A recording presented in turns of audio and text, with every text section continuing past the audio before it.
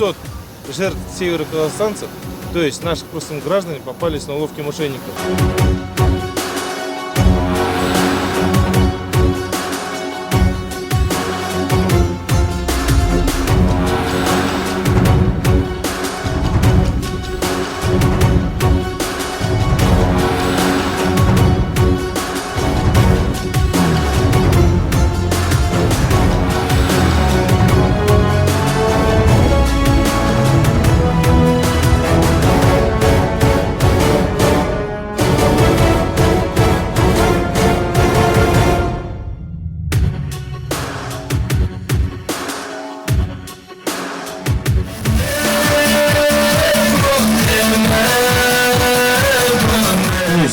Пока само общество, североказахстанцы, пока сами не будут озабочены данным вопросом, противодействовать киберпреступности на сегодняшний день тяжело.